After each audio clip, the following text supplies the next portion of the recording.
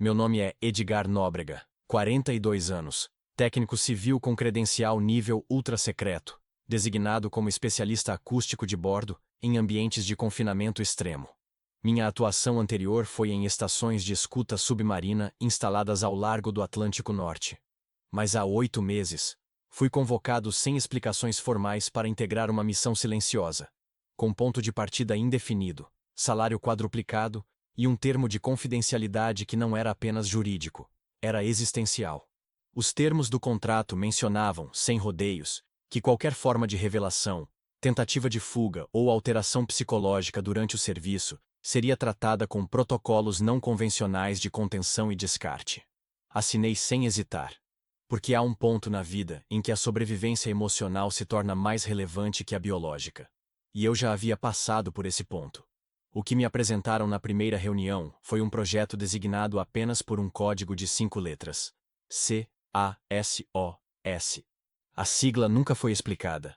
A operação, segundo os oficiais presentes, todos vestidos de preto, sem insígnias, com os olhos cobertos por óculos que pareciam mais simbólicos do que funcionais, envolvia o monitoramento de variações sísmicas anômalas em regiões profundas do Pacífico Sul.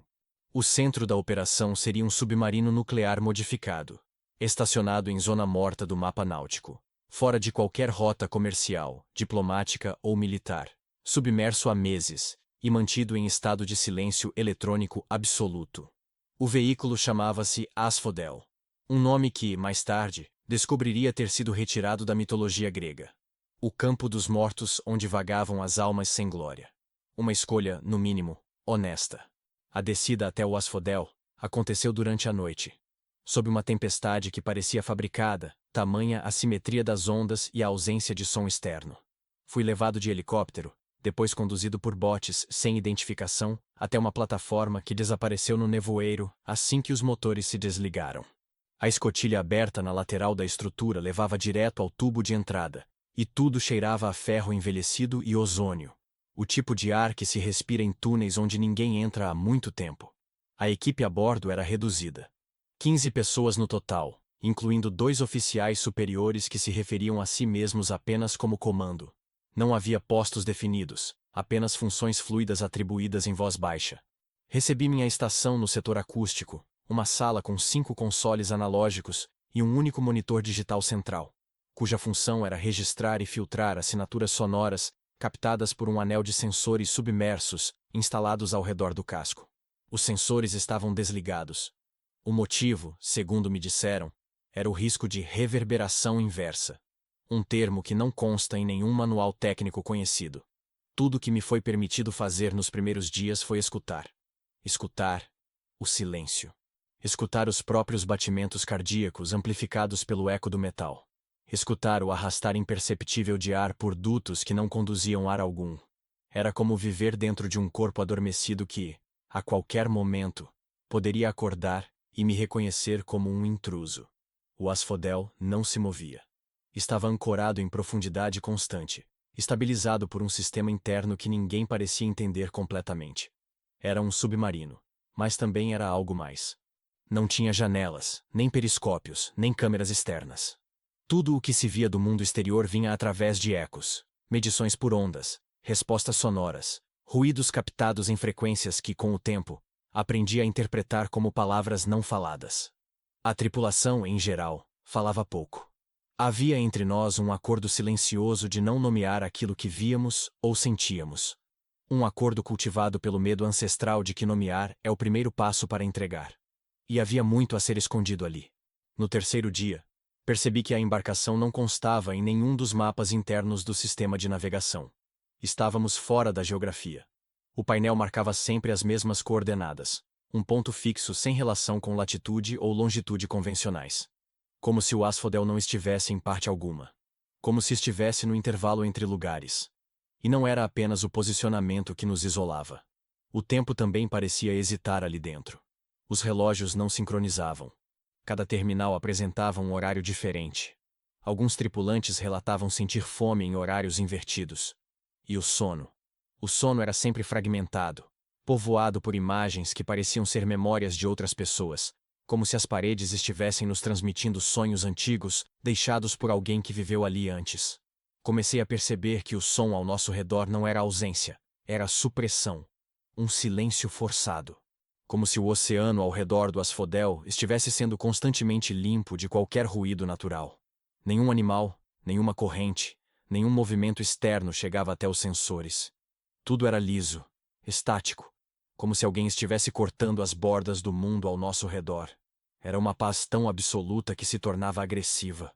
Falei disso com um operador de propulsão, um homem chamado Lázaro, cuja pele já estava pálida demais para quem vivia apenas há dias no fundo do mar.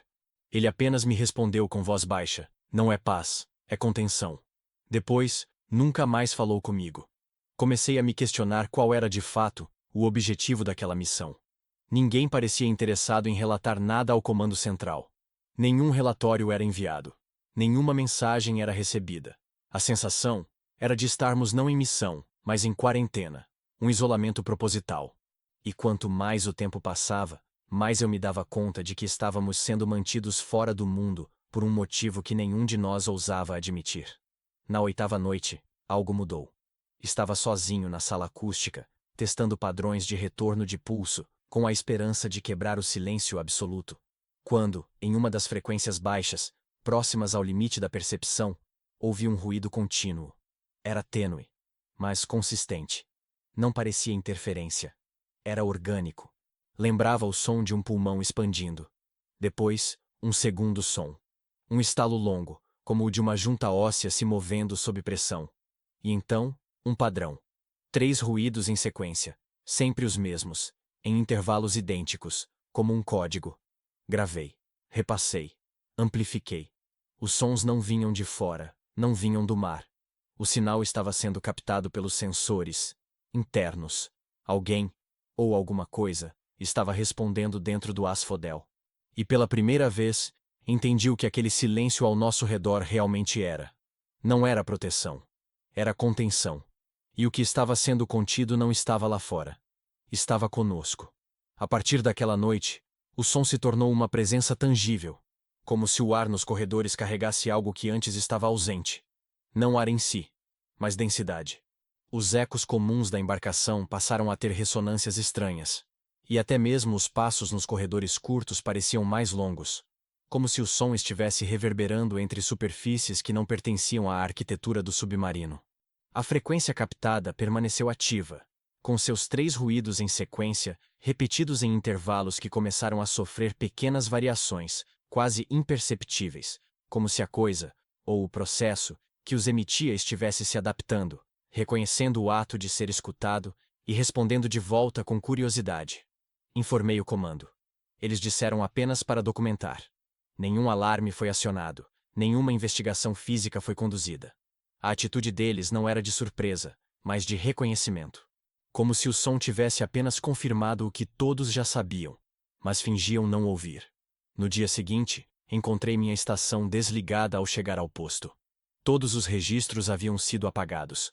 Os cabos do monitor central estavam cortados de maneira limpa, como se alguém tivesse usado uma lâmina cirúrgica. E sobre a mesa, um novo protocolo impresso em papel grosso, com apenas uma frase no topo. Atue como se nada tivesse sido detectado. Assinado sem nome, apenas com um símbolo gravado em baixo relevo. 3 círculos concêntricos entrelaçados por uma espiral. Não havia mais dúvida de que minha função ali não era técnica, era ritualística. Eu era apenas mais um elo na corrente do silêncio. As reações da tripulação começaram a mudar lentamente, com efeitos sutis que só percebi quando já era tarde demais. O cozinheiro, um sujeito robusto chamado Fraga, esqueceu como preparar café, literalmente. Ele ficava parado diante da cafeteira, observando os grãos moídos como se nunca tivesse visto aquele processo antes. A oficial de navegação, Tenente Álvares, foi encontrada dormindo com os olhos abertos diante do console de profundidade, murmurando uma sequência de números em voz baixa, como se estivesse recitando um código antigo que não compreendia. O operador de oxigênio começou a alterar o fluxo de renovação do ar sem ordens, invertendo as válvulas de maneira cíclica, provocando uma leve hiperventilação nos corredores, o que nos deixava todos ofegantes, mas ninguém ousava reclamar. Lázaro, o homem que havia me falado sobre a contenção, desapareceu. Simplesmente não apareceu mais em seu posto, e não havia registro de sua movimentação nos painéis de acesso. Quando perguntei ao comando, recebi como resposta apenas um olhar vazio e a frase: Lázaro nunca esteve aqui. Mas eu sabia, eu lembrava. Eu ouvi sua voz, sua respiração, até mesmo seu ronco nas noites de troca de turno. Ele existia. Existia. No quarto compartimento de contenção, uma porta até então selada começou a emitir ruídos. Fracos, intermitentes, como se algo do outro lado estivesse raspando com a ponta dos dedos, ou garras, contra o aço da escotilha. Mas ninguém mencionava aquilo.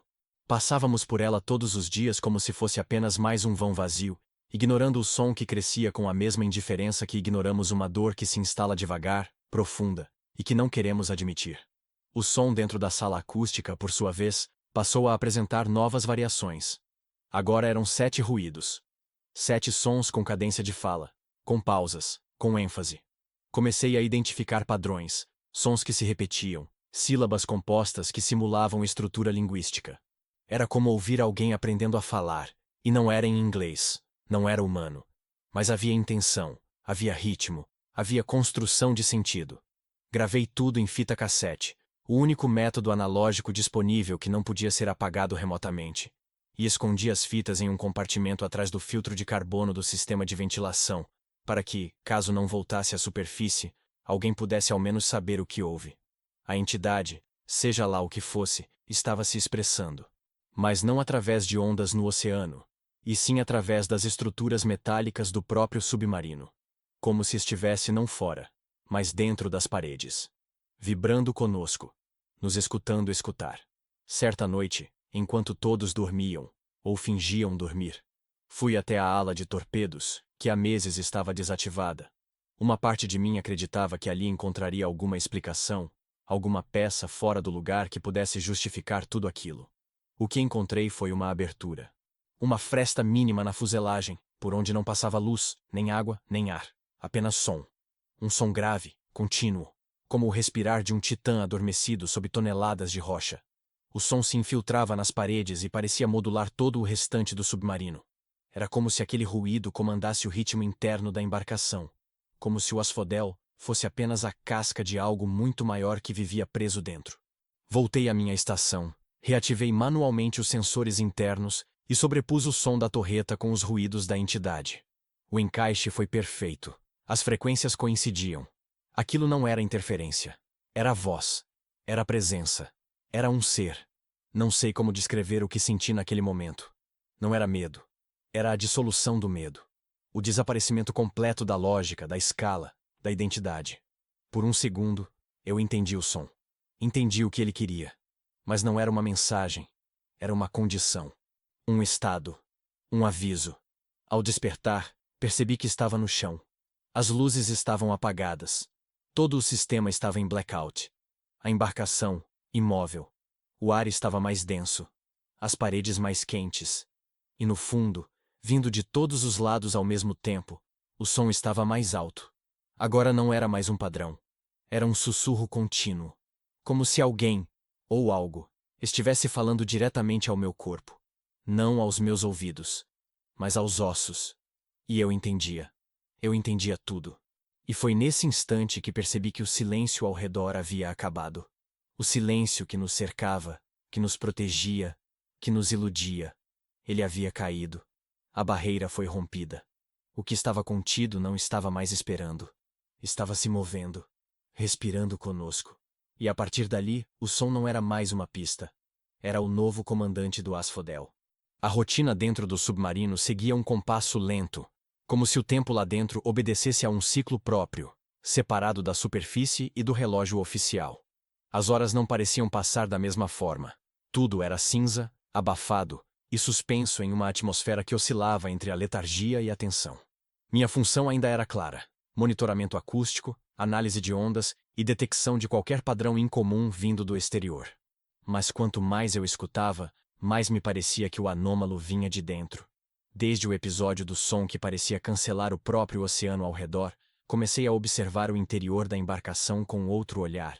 Havia algo errado, não com os dados que registrávamos, mas com os espaços entre os dados.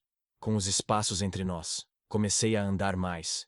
A usar os horários vagos entre as rondas e os testes para conhecer cada seção do Nereus, nome informal da embarcação, um nome nunca dito em voz alta pelos oficiais, mas que ouvi de um técnico antigo, falado num sussurro de superstição, como se nomear o submarino fosse dar forma àquilo que vivia nele. Foi numa dessas andanças que me deparei com a porta. Não era uma sala ampla nem chamativa, pelo contrário, um corredor estreito, sem sinalização, escondido atrás de uma pilha de contêineres lacrados com etiquetas criptografadas. Eu só encontrei porque um dos contêineres estava mal encaixado, e o leve som do rolamento metálico me chamou a atenção. Movi o obstáculo, e atrás dele, revelava-se a estrutura da porta. Metálica, reforçada, sem numeração ou qualquer indicativo de função. Mas o que me fez recuar 2 passos não foi sua aparência, e sim, o que não havia nela. Nenhum leitor de crachá, nenhum botão de liberação, nenhuma escotilha de emergência. Apenas um painel negro, perfeitamente polido, com um ponto vermelho pulsante no centro. Quando me aproximei, senti um calor quase imperceptível irradiando do metal. E então, sem que eu encostasse, a luz do ponto piscou uma única vez, como se me tivesse reconhecido. Fiquei ali parado por longos segundos esperando algo acontecer. Um som, uma voz, qualquer coisa. Mas não houve nada. Nenhuma liberação, nenhuma ordem, nenhuma explicação. Apenas o ponto vermelho olhando de volta. Voltei à estação e tentei localizar aquela seção nos mapas internos.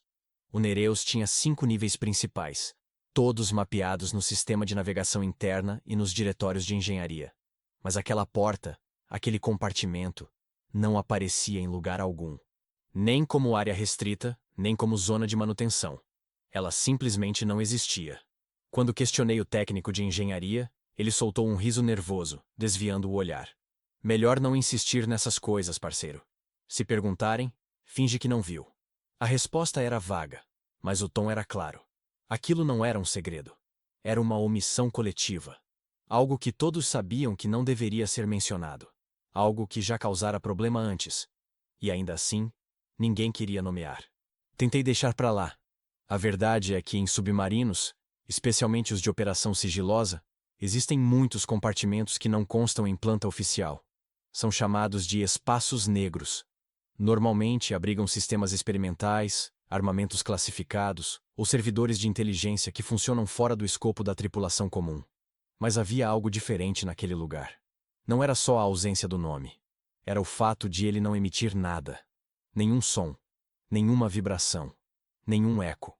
Até mesmo os painéis do sonar pareciam ignorar aquele ponto na embarcação, como se a estrutura em volta se curvasse para fingir que aquela parte não existia. Fiz um teste. Programei um pulso interno de baixa frequência, direcionado àquela seção, simulando uma verificação rotineira de integridade do casco. O retorno foi incompleto. O sonar captou todos os compartimentos do entorno, exceto aquele. Um buraco mudo na estrutura. Como se aquela sala absorvesse o som, ou o devolvesse em outra dimensão. Mas o que mais me perturbou foi o fato de que, à noite, o ponto vermelho aparecia em reflexos metálicos da cabine. Às vezes no espelho do banheiro, às vezes na superfície do console. Apenas uma piscada, quase ilusória. Mas eu sabia que vinha dela. A porta me observava. Ou algo por trás dela. 3 noites depois, um tripulante que eu não conhecia se aproximou de mim na sala de descanso. Era um homem magro, com o semblante pálido demais para o tom da pele e olhos que não piscavam com frequência suficiente. Usava uniforme completo, mas sem crachá. Sentou-se diante de mim com um copo de café fechado e apenas disse: "Você viu o que não devia." Eu não respondi. Ele então completou: "Não se preocupe, todo mundo vê em algum momento, mas nem todos continuam lembrando." Quando tentei perguntar quem ele era, ele já estava de pé, caminhando para fora da sala com passos estranhamente leves, como se flutuasse no piso metálico. Corri atrás, mas o corredor já estava vazio. Os registros de segurança, como era de se esperar, não mostravam ninguém naquela ala nos últimos 20 minutos. Voltei ao compartimento escondido. Toquei o painel com a palma da mão. A luz vermelha se apagou. 1 segundo depois, acendeu novamente. Azul. Por um instante, o corredor inteiro pareceu se inclinar, como se o submarino tivesse se deslocado em um eixo que não fazia parte da física comum. Tive a sensação de que não estávamos mais no mesmo ponto do oceano, ou que o oceano em si havia sido dobrado para abrigar aquela porta. Ouvi um som sutil, vindo de dentro. Não era máquina. Era respiração. Como se um espaço sem ar estivesse sendo ocupado agora por algo que demandava oxigênio. Aquilo não era uma sala. Era uma célula. Uma incubadora. Um santuário. Ou um zoológico. E por trás daquela parede, algo estava acordado. Voltei ao meu posto com as mãos tremendo. Digitei as últimas coordenadas no console apenas para me distrair, mas o monitor travou. Por um segundo, toda a embarcação pareceu parar. As luzes piscaram. Um som longo e grave ecoou pelas paredes, não de fora, mas de dentro. E então, no reflexo do visor, vi a mim mesmo. Mas não era eu. Era algo usando meu rosto, observando-me com olhos que piscavam no mesmo ritmo da luz da porta. A sala que não existia acabava de começar a existir para mim. E eu sabia que, a partir dali, ela não me esqueceria. As noites dentro do submarino haviam assumido um ritmo distorcido, e eu já não sabia distinguir com exatidão o que era madrugada ou apenas um turno trocado por ordem de cima. Desde que encontrei a sala que não estava no mapa, o tempo parecia funcionar por capricho próprio. Os ciclos de sono eram fragmentados e minha percepção sobre o próprio corpo, suspensa em uma espécie de entorpecimento ruidoso. Dormia pouco. Quando dormia, sonhava com sons. Não imagens, não pessoas, mas sons puros, compressões e variações acústicas que não se encaixavam em nenhuma linguagem conhecida. E ainda assim, me atingiam como se quisessem dizer algo. Como se algo, ou alguém, estivesse tentando me contar uma história. Certa noite, pouco depois das 2, despertei com um zumbido irregular, como um chiado digital interrompido por pequenos estalos. Era fraco, distante, mas pulsante, vindo dos fones que mantinha ao lado da estação de monitoramento. Um ruído impossível. Não porque fosse estranho, mas porque estava vindo de dentro. A primeira coisa que fiz foi verificar os canais ativos. Todos os canais militares estavam silenciados conforme o protocolo padrão. Nenhuma comunicação interna deveria ser transmitida durante o chamado modo estase, em que o submarino entra em completo silêncio eletrônico para evitar detecção. No entanto, havia ali uma nova frequência. Um canal não listado. Não estava entre os reservados, nem entre os de backup técnico. A identificação digital era composta apenas por uma sequência hexadecimal sem remetente. E isso não deveria ser possível. O sistema era fechado, totalmente isolado de redes externas. Ainda assim, o sinal estava lá. Vibração constante, modulada, repetindo pulsos em uma cadência orgânica. Mais do que um código. Quase como um ritmo cardíaco eletrônico. Coloquei os fones e aumentei o ganho. O que ouvi a seguir congelou tudo dentro de mim. Era a minha voz. Não exatamente como a que uso quando falo com alguém. Era a voz que tenho nos pensamentos, distorcida por pequenas alterações de entonação, com silêncios no lugar de pausas, e pausas onde não havia sentido algum. Ela dizia frases fragmentadas, mas reconhecíveis. Uma delas era do dia anterior, quando eu comentei com outro operador que os sensores estavam registrando ondas estranhas próximas à blindagem da proa. Outra frase era algo que pensei, mas nunca disse em voz alta. Um pensamento solto que tive ao observar o reflexo da luz piscando na parede metálica do dormitório. Isso está nos ouvindo mais do que nós ouvimos ele. Como aquela frase que eu sequer verbalizei estava sendo reproduzida? E por quem? Gravei a transmissão. Rodei a gravação várias vezes, aplicando filtros para tentar isolar a origem, mas todas as tentativas retornavam para dentro do próprio submarino. Mais precisamente, para a ala oeste do nível técnico, a mesma onde ficava a sala que não constava no mapa. Tentei acessar a central de áudio para confrontar os logs, mas eles estavam corrompidos.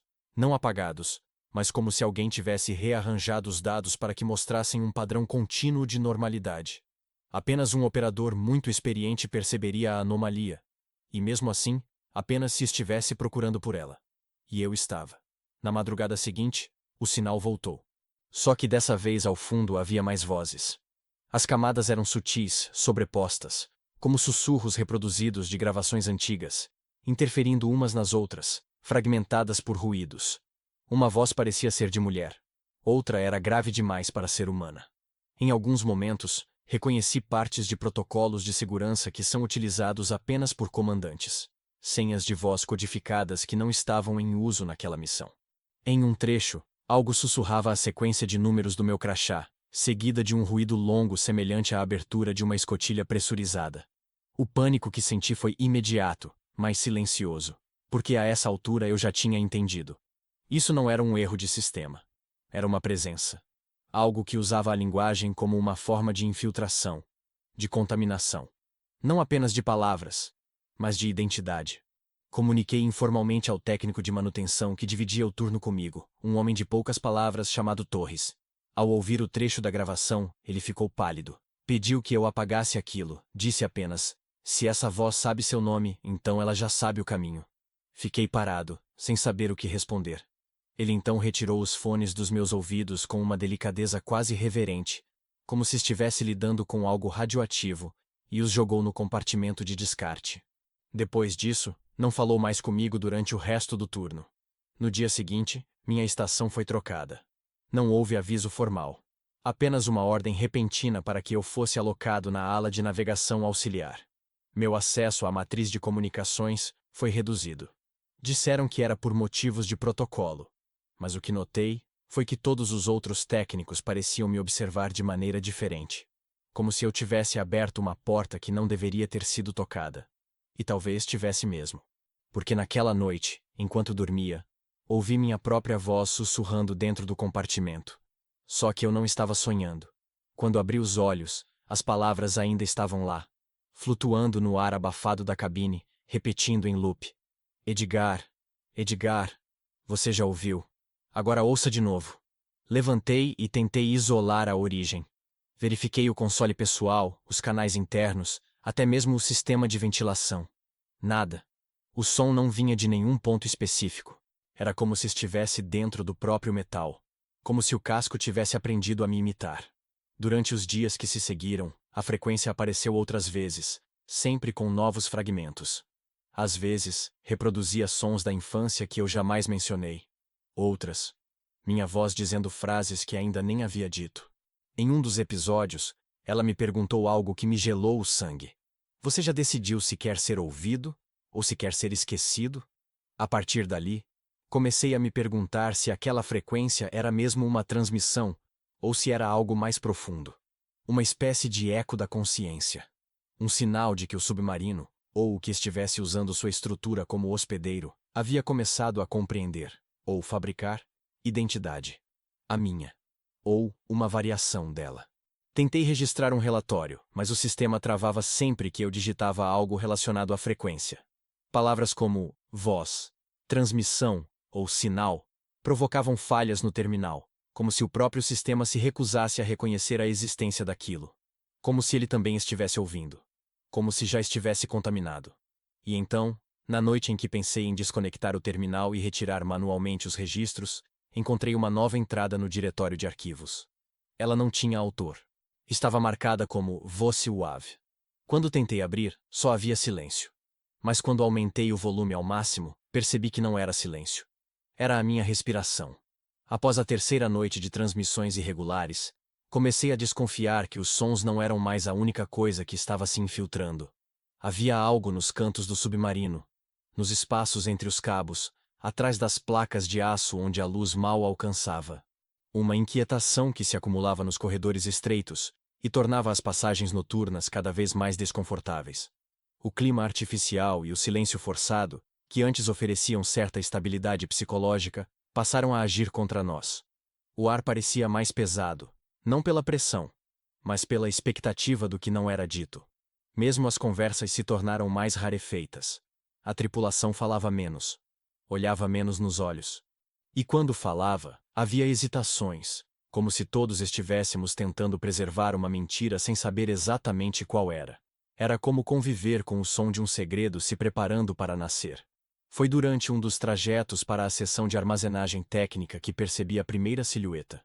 A luz de emergência piscava de forma irregular devido a um pico de tensão elétrica, uma ocorrência comum em um ambiente com tanta condensação e circuito redundante operando em baixa voltagem. No momento em que passei pelo segundo corredor lateral da ala de armazenamento secundário, uma imagem se formou no espelho convexo instalado na junção do teto com a parede. Não era movimento, era estagnação. Alguém parado. Uma figura humana imóvel, como uma sombra projetada por uma fonte de luz que não estava presente. Virei rapidamente o rosto, mas o corredor estava vazio. O espelho continuava lá, registrando um vazio comum e familiar. Tentei me convencer de que era reflexo duplicado, interferência óptica, mas a sensação de presença permaneceu comigo durante toda a volta. Comecei a prestar mais atenção nas imagens captadas pelos monitores de segurança. A cada hora de vigilância, revisava as câmeras com mais rigor, procurando por aquela figura. Na segunda noite de observação, notei algo estranho na gravação da ala de descontaminação. Durante exatos 7 segundos, entre 2 quadros contínuos, o sistema captou uma figura parada atrás do operador de bombas hidráulicas, sem que ele demonstrasse qualquer reação. A imagem era em preto e branco, com baixa resolução. Mas, mesmo assim, havia algo perturbador naquela forma. Era humanoide, mas não completamente. O contorno da cabeça parecia distorcido, como se estivesse deslocado do corpo. Quando avancei o vídeo, nos quadros seguintes, a figura simplesmente desaparecia. Não se afastava, não se movia, apenas deixava de estar ali, como se nunca tivesse existido. Contei apenas ao técnico Torres sobre essa gravação. Ele olhou para o monitor, respirou fundo e disse que aquilo já havia acontecido antes. Em outra missão, com outra equipe. Ele não queria dar detalhes, mas mencionou que havia escotilhas trancadas por dentro, cabines seladas por iniciativa dos próprios ocupantes, como se a tripulação estivesse se defendendo de algo que não sabiam nomear. Quando questionei por que não havia registro oficial, ele respondeu com um olhar cansado. Porque o que vê aqui não pode ser provado lá em cima. E o que não pode ser provado, não existe. A partir dessa noite, comecei a enxergar mais. Não apenas nos espelhos, mas nas quinas dos corredores, nos reflexos metálicos dos armários, nos monitores com oscilação de brilho. Rostos. Sempre imóveis, sempre fora de foco, nunca completamente visíveis, mas insinuando seus contornos com uma paciência cruel. Rostos que se tornavam mais nítidos à medida que eu os encarava. Uma madrugada, ao cruzar o corredor C14, tive a certeza de que havia alguém andando atrás de mim. Os passos eram sutis, sincronizados com os meus, mas com um leve atraso, como um eco corporal. Quando parei, o som continuou por mais um passo, antes de cessar. Virei rápido, mas o corredor estava vazio, ou, pelo menos, era o que a luz fraca permitia ver. Comecei a sentir o ar vibrando perto de mim, como se minha presença estivesse gerando respostas invisíveis. Toquei a parede, e tive a estranha sensação de que o metal estava ligeiramente quente, como se houvesse algo do outro lado gerando calor, ou esperando. No turno seguinte, pedi ao engenheiro-chefe para verificar o sistema de ventilação da ala oeste. Ele disse que todas as leituras estavam normais, mas hesitou quando mencionei as imagens das câmeras. Ficou pálido. Olhou para os lados e disse: "Deixa isso para lá. Já passamos por coisa parecida no Golfo de Baffin. Às vezes, o submarino ecoa o que foi esquecido." A frase me perseguiu por dias. Ecoa o que foi esquecido. Passei a me perguntar se os rostos não eram fragmentos de tripulações anteriores, sombras de mentes que enlouqueceram aqui dentro e que, de algum modo, deixaram sua presença gravada nas superfícies da embarcação. Comecei a documentar, em segredo, cada avistamento. Desenhos, descrições, horários. Em todos os casos, os rostos apareciam entre 3:12 e 3:46. Uma janela de tempo curta, mas constante. Os detalhes mudavam. Olhos que pareciam mais fundos, bocas abertas demais, narizes desalinhados com o rosto. Mas o padrão de presença era o mesmo. Em uma das noites, ao passar por uma das câmeras de segurança, percebi que havia algo estranho em minha própria imagem no monitor. Meu reflexo não estava sincronizado com meu movimento. Era uma diferença mínima, de fração de segundo, mas suficiente para perceber que o homem na tela piscava depois de mim.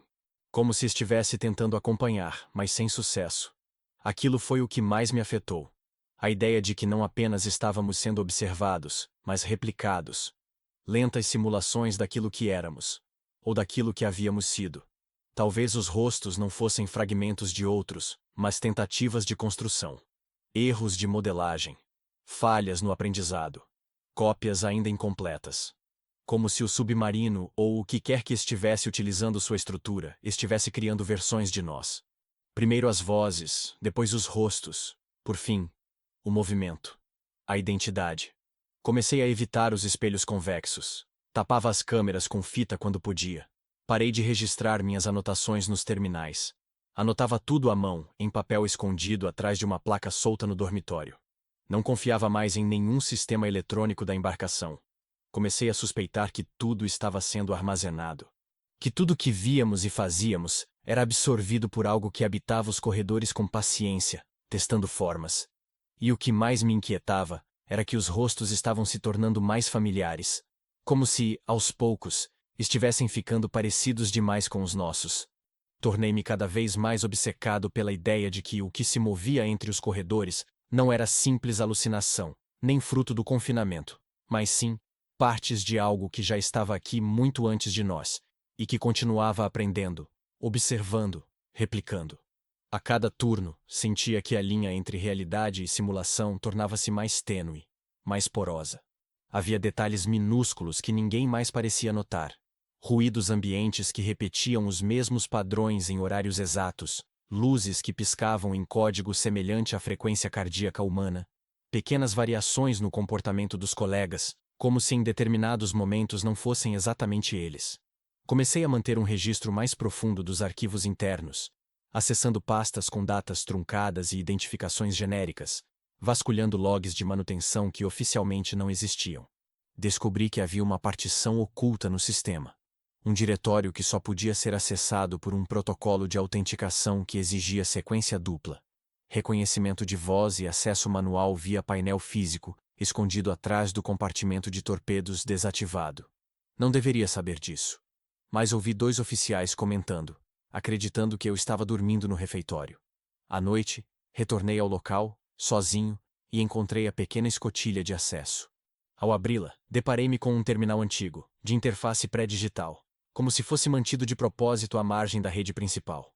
As primeiras páginas que consegui visualizar eram fragmentadas, arquivos corrompidos por sobreposição ou apagamento intencional. Mas mesmo entre as partes ilegíveis, havia trechos que me congelaram o sangue. A primeira frase clara que li foi: após 13 dias submersos, o padrão de comportamento replicativo começa a se manifestar. O documento era datado de 8 anos antes. A tripulação listada não coincidia com nenhum dos nomes que conhecia. Continuei lendo.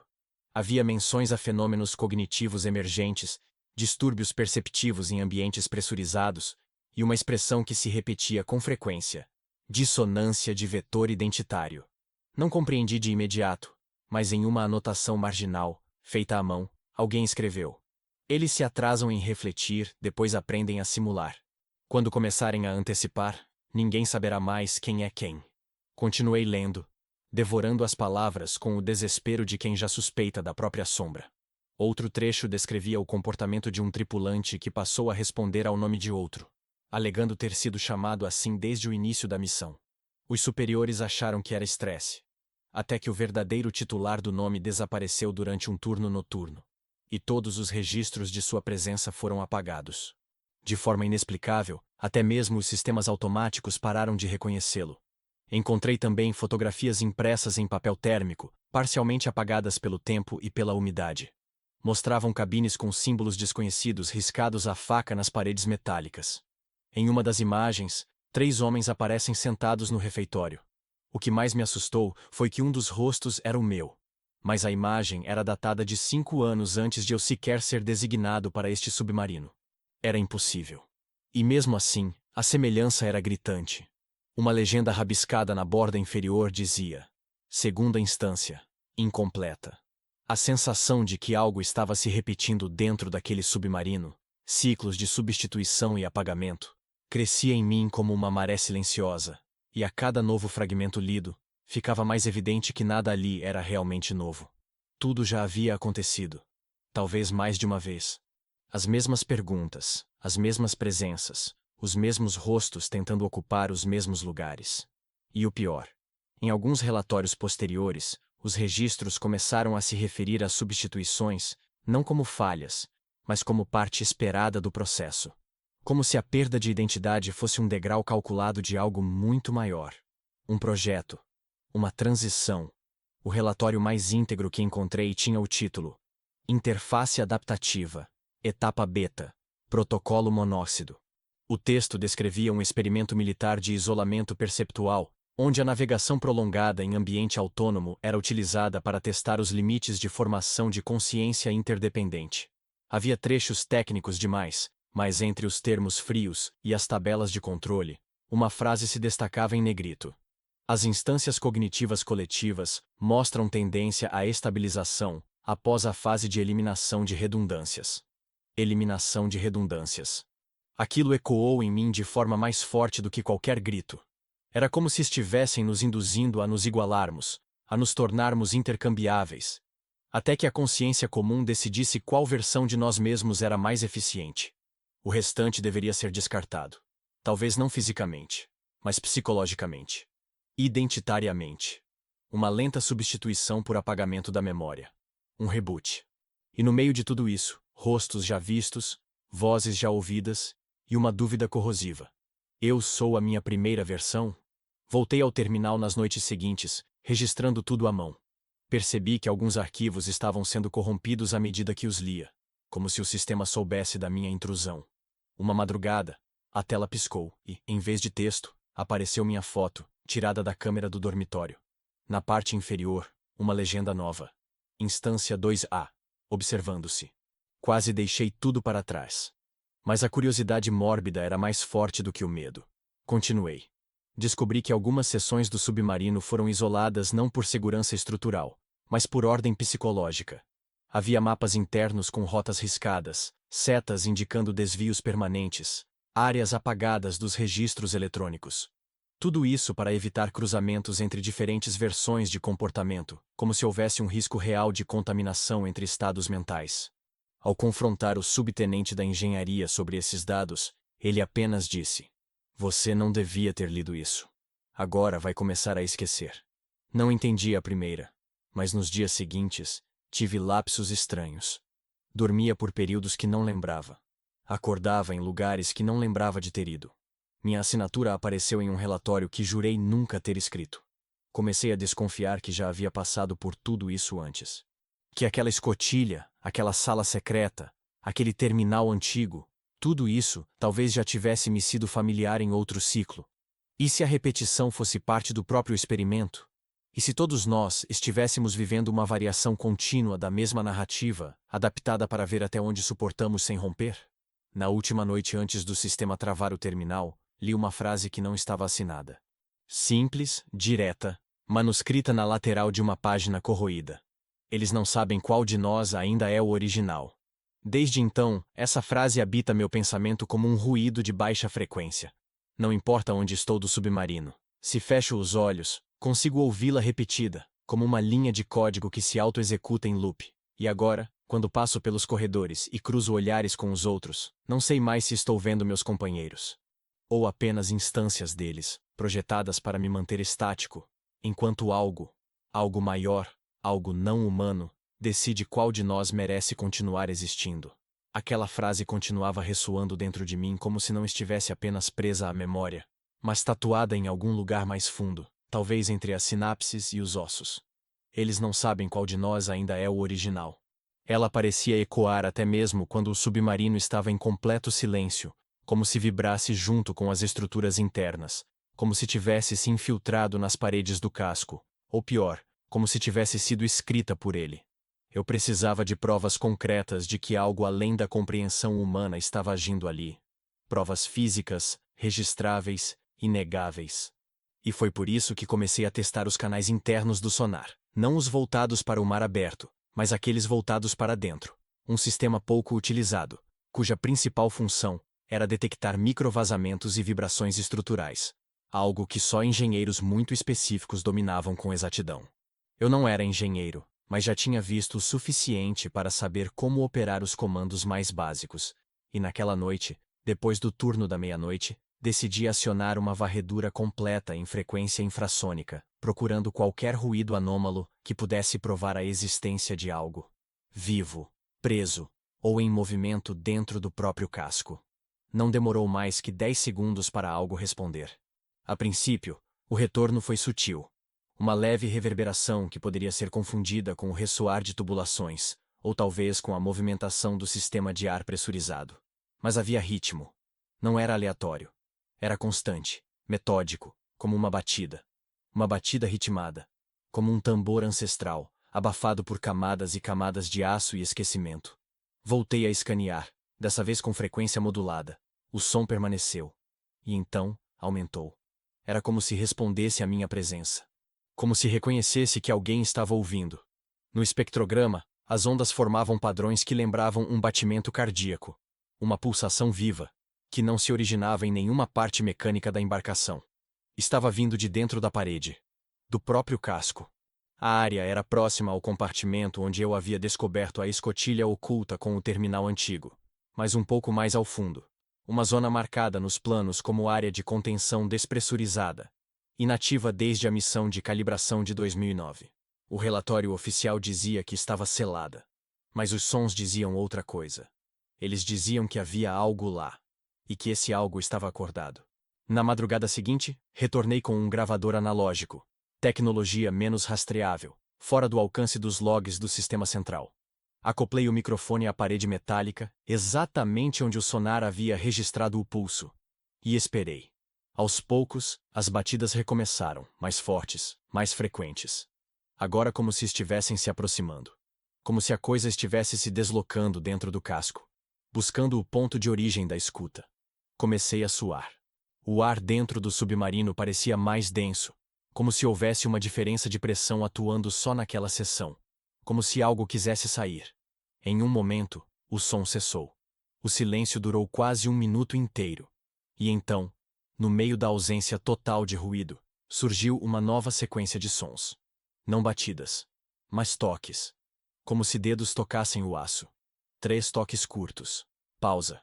2 longos. Pausa. E depois 4 batidas rápidas. Morse.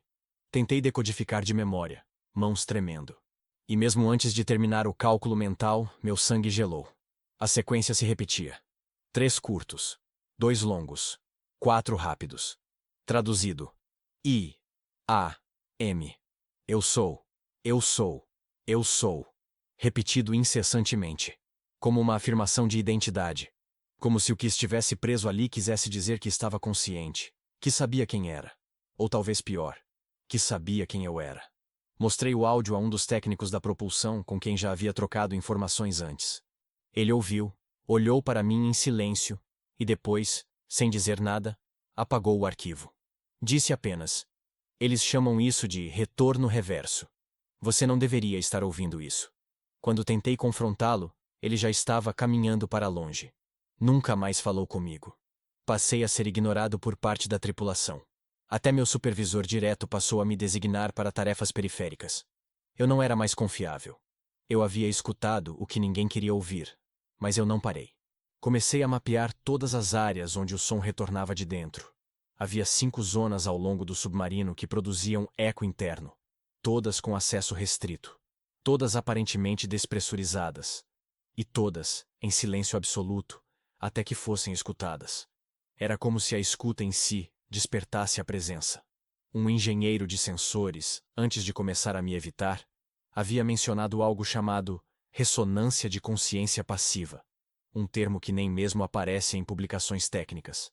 Ele disse com voz baixa, enquanto fingia revisar os dutos de ventilação. Quanto mais você escuta, mais ele lembra. Perguntei o que era ele, mas ele apenas saiu da sala. Em uma dessas zonas, escutei uma sequência diferente, mais elaborada. Gravei. Reproduzi. E desta vez, tive certeza absoluta. O som não era mecânico. Era orgânico. Como se alguma coisa estivesse arranhando a parte interna das paredes. Não como animal em pânico, mas como se estivesse desenhando. Rabiscando padrões que apenas ele conhecia. Um dos batimentos veio acompanhado de um ruído semelhante à respiração, ritmada, exausta. Voltei à escotilha do terminal. Liguei o sistema antigo. E no mesmo momento, as luzes piscaram. A energia caiu por 3 segundos. O suficiente para eu ouvir. Não de fora, mas de dentro. Uma voz sussurrou do painel. Continue. Estamos quase lá. Quase. Lá. Como se algo estivesse tentando emergir do aço. Como se a própria estrutura do submarino já não fosse inerte, mas viva. Um casulo. Um invólucro. E que talvez, O que estivesse dentro não fosse mais um passageiro, mas o dono. Desde então, não consigo mais dormir sem escutar os batimentos. Eles não são mais graváveis.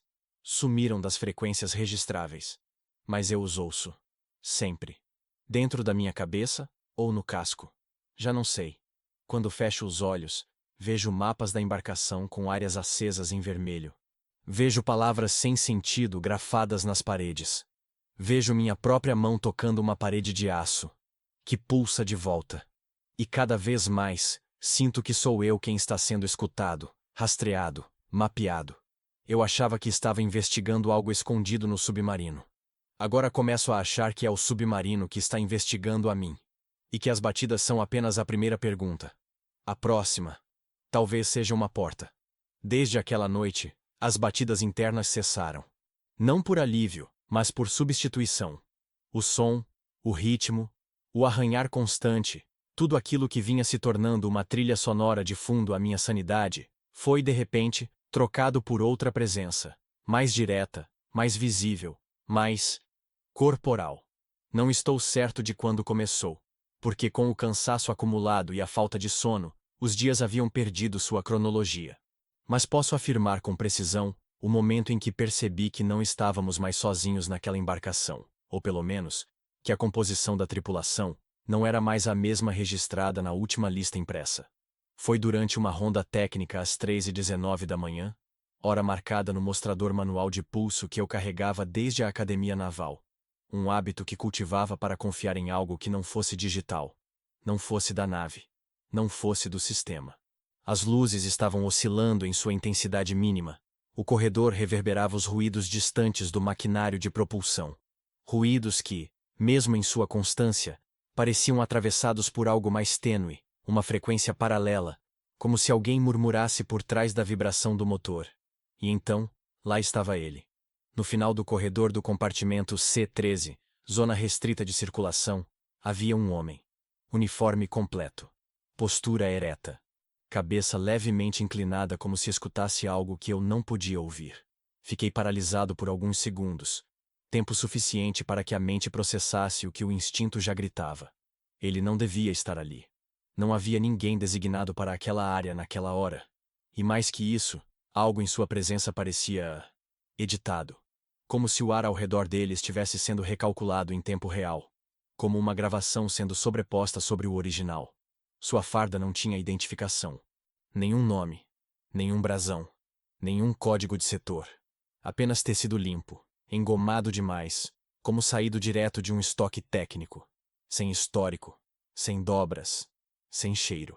Quando avancei um passo, ele também se moveu. Não em minha direção. Apenas deslizou, como se escorregasse para a lateral. E entrou em um compartimento técnico que, segundo os registros, permanecia lacrado desde a última missão de diagnóstico de pressão. Corri até lá. A porta estava aberta, mas o sensor não registrava movimentação.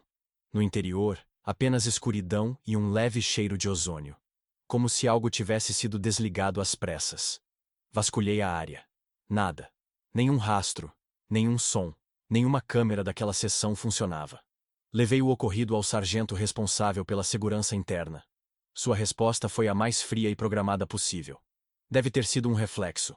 O cansaço distorce a percepção em corredores metálicos. Pedi para verificar os registros de circulação. Ele se recusou. Disse que não havia necessidade de acionar logs por conta de um vulto. A partir dali, percebi que o silêncio da tripulação não era mais apenas apatia. Era cumplicidade. Todos já tinham visto. E todos tinham feito a mesma escolha. Não ver de novo. Mas eu não consegui. A imagem daquele homem sem nome me perseguia, mesmo com os olhos abertos. Comecei a ter pequenos apagões. Minutos sumiam.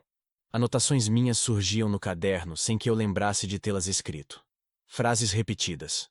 Palavras deslocadas. Um desenho recorrente. Uma silhueta humana sem rosto, sempre no fundo de um corredor, sempre de pé. Continuei investigando por conta própria. Vasculhei arquivos de bordo. Comparei as gravações antigas com as atuais. E encontrei a primeira anomalia real. Nas imagens da câmera de segurança da ala de refeitório, um plano geral mostrava todos os assentos ocupados, cada rosto visível. Menos um. Uma figura ao fundo, sentada ereta, com o rosto virado diretamente para a lente. Sem traços. Sem expressão. Como se a câmera não conseguisse registrar aquele rosto. Quando ampliei a imagem, o sistema travou. A tela escureceu por 6 segundos. E quando voltou, o arquivo havia sumido. Nem mesmo na pasta temporária ele existia mais. Passei a observar mais de perto a movimentação da tripulação. Notei que alguns, ao passarem pelos espelhos convexos nas junções dos corredores, evitavam olhar. Outros, de forma automática, murmuravam com licença, ao cruzar certas portas, mesmo estando sozinhos. Era como se uma presença adicional tivesse sido lentamente integrada ao cotidiano, como se um novo elemento tivesse se somado à equação da rotina sem jamais ser nomeado. E todos haviam aceitado, menos eu. Numa noite sem estrelas, se é que ainda era noite ali embaixo, fui ao compartimento de armazenagem do setor I, onde registros antigos indicavam ser o ponto de origem de interferências visuais. Encontrei caixas empilhadas com etiquetas desbotadas. Mas uma delas estava marcada com tinta fresca, não por fora, mas por dentro da tampa. E ali, escrito à mão, estava o que parecia um aviso. Ele caminha nos intervalos de identidade. Ele se veste do que falta. Fechei a caixa, mas senti que havia algo a mais. Toquei o fundo e percebi que o compartimento era falso. Retirei a placa inferior e encontrei um uniforme completo, dobrado. Exatamente igual ao do homem que vi no corredor.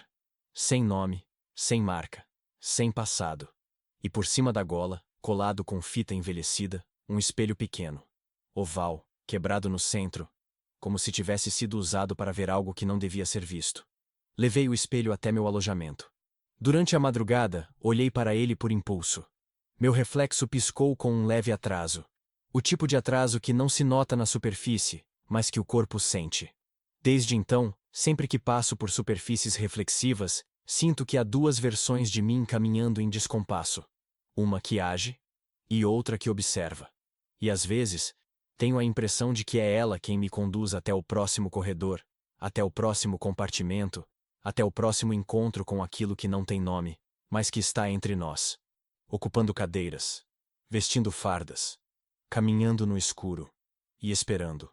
Naquela madrugada, o sono me abandonou de vez. O submarino parecia respirar. Não no sentido figurado, mas de forma literal e ritmada, como se seus corredores contraíssem e relaxassem em sincronia com alguma pulsação invisível que atravessava os cabos, os dutos, os corredores curvos e os silêncios pesados entre um compartimento e outro. Senti, pela primeira vez com clareza total, que nós não estávamos simplesmente tripulando aquela embarcação, mas sendo carregados dentro de um organismo metálico que havia passado da fase de máquina e se transformado em outra coisa. Acordei com o coração acelerado, sem motivo aparente, exceto pelo som de algo metálico vibrando levemente na parede atrás da minha cabeça. Senti que o ar estava mais denso, e que a luz de emergência que banhava o teto em um vermelho suave agora pulsava em intervalos exatos, com um padrão que eu não reconhecia de nenhum protocolo de segurança. Levantei devagar, e ao abrir a porta do alojamento, percebi que todas as luzes do corredor também pulsavam. 1, 2, pausa. 1, 2, pausa. Como um batimento cardíaco, constante, metronômico, orgânico. Mas o que me deixou realmente inquieto foi perceber que essa pulsação não estava sincronizada com o sistema elétrico central, porque as telas de monitoramento ainda exibiam leituras normais, tensão estável, consumo regular. Era como se a luz tivesse ganhado autonomia. Como se algo estivesse controlando seu ritmo por dentro dos cabos. Como se ela tivesse sido sequestrada por outro padrão de vida. Cruzei 2 corredores em direção à sala de controle da engenharia, onde normalmente encontrava Jarbas, o técnico mais antigo a bordo, e o único que ainda me dirigia a palavra com um resquício de humanidade. Encontrei-o parado diante de um dos quadros de distribuição, olhos fixos nas colunas de luzes que piscavam, dedos tocando levemente a estrutura metálica. Não pareceu surpreso ao me ver, nem virou o rosto. Apenas murmurou: "Você está ouvindo também, não está?" Assenti com a cabeça, embora não soubesse exatamente o que ele queria dizer. Ele então virou-se lentamente e disse: "Não é falha elétrica, é comunicação." O tom da voz dele era de quem já havia aceitado aquilo há muito mais tempo que eu. Ele caminhou até um painel lateral, puxou um fusível, depois outro, e depois mais 3. O corredor escureceu por completo, mas a pulsação continuou. A luz não vinha mais da rede. Ela estava vindo de dentro das paredes, dos pequenos espaços entre os painéis, das emendas metálicas, dos cantos dos corredores. Uma espécie de fosforescência viva, pulsante, como o brilho bioluminescente de criaturas abissais, mas fria, elétrica, insistente. Jarbas então disse algo que me paralisou. Essa luz é como o mar. Não responde ao toque, mas sabe quando estamos olhando. Ele parecia em transe, como se estivesse há dias escutando algo que só agora fazia sentido, como se estivesse à beira de um entendimento que eu ainda não alcançava. Fiquei ali, parado, observando a pulsação ritmada e sentindo que meu próprio peito queria acompanhar aquele padrão.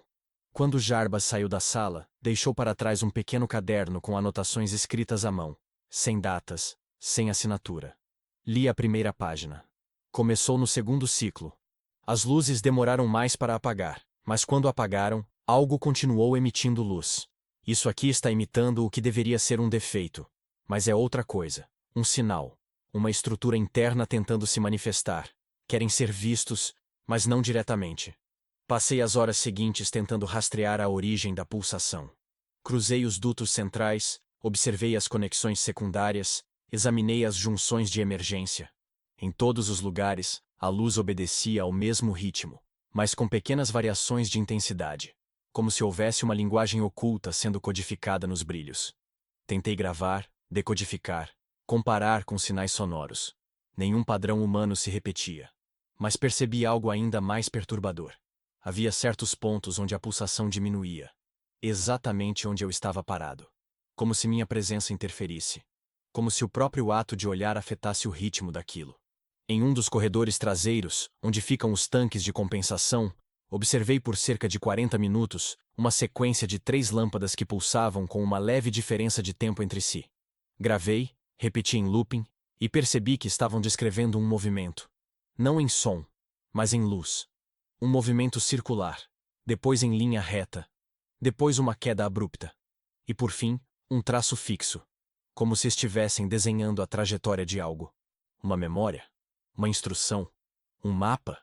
Voltei ao meu alojamento exausto, com a mente latejando como se eu tivesse ouvido sons altíssimos, embora tudo estivesse mergulhado no mais absoluto silêncio acústico. Sentei no beliche, encostei a cabeça na parede e fechei os olhos por segundos. Quando abri, todas as lâmpadas estavam apagadas, mas eu via. Via com clareza um brilho tênue sob a porta, contornando-a como uma auréola artificial, oscilando, respirando, esperando que eu abrisse. Mas não abri. Não naquela noite. Na manhã seguinte, ou o que julgávamos ser manhã dentro daquele tubo de ferro, encontrei Jarbas novamente. Mas ele não me reconheceu. Me olhou como se eu fosse novo ali. Me chamou por outro nome. Perguntou se eu já havia me alistado. Eu disse que sim.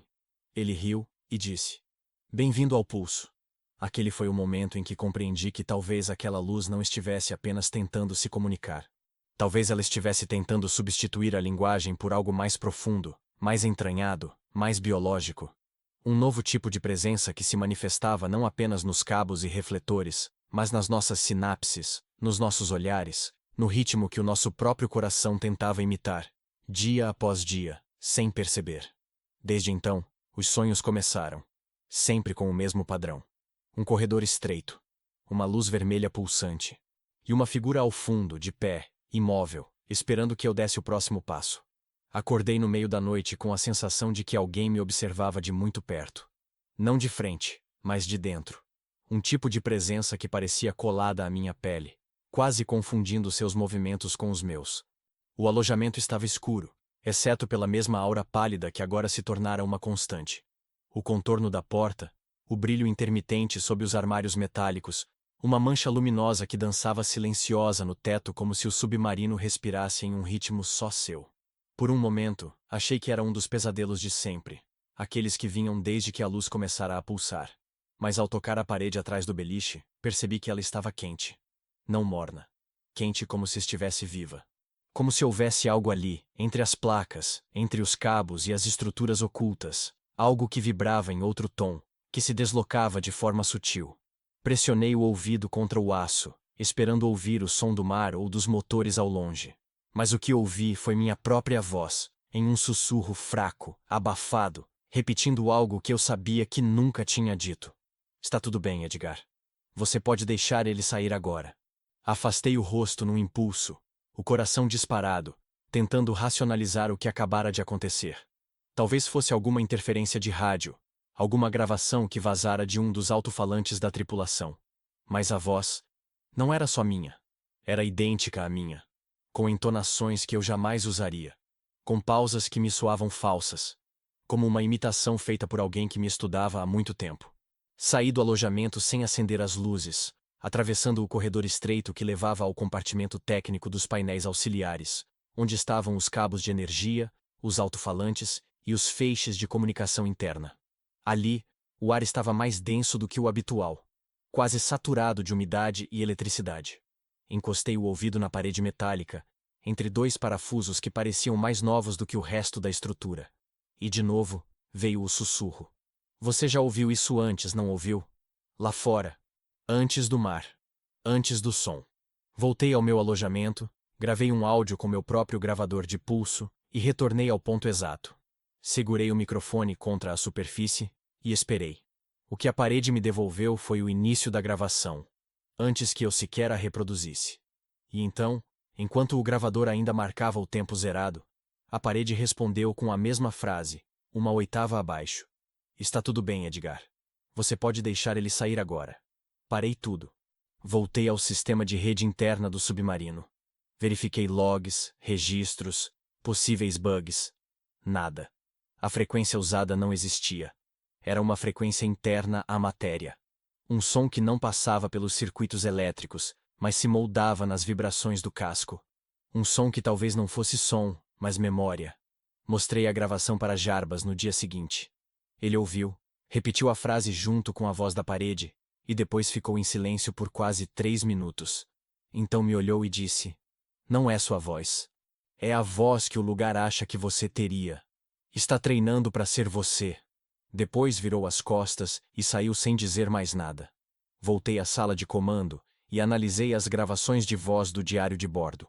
Numa pasta restrita, encontrei arquivos anteriores à nossa tripulação, de técnicos que haviam servido no protótipo anterior do submarino. A maioria dos registros era ilegível, corrompido por estática e por falhas de áudio.